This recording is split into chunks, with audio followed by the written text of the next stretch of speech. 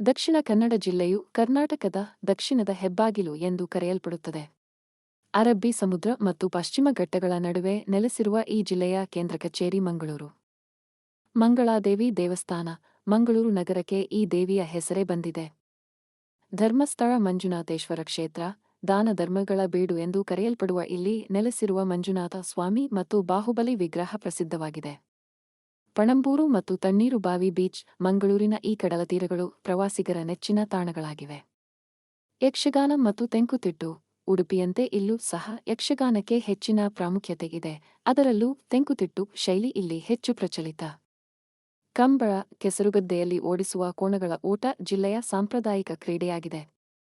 ಹುಲಿ ವೇಷ. ದಸರಾ ಮತ್ತು ಅಷ್ಟಮಿ ಸಂದರ್ಭದಲ್ಲಿ ಹಾಕುವ ಹುಲಿ ವೇಷ ಜಿಲ್ಲೆಯ ವಿಶಿಷ್ಟ ಕಲೆ. ಬ್ಯಾಂಕಿಂಗ್. ಕಾಶಿ, ಕೆನರಾ ಬ್ಯಾಂಕ್, ವಿಜಯ ಬ್ಯಾಂಕ್ ಮತ್ತು ಕರ್ನಾಟಕ ಬ್ಯಾಂಕ್ಗಳು ಈ ಜಿಲ್ಲೆಯಲ್ಲೇ ಹುಟ್ಟಿದವು.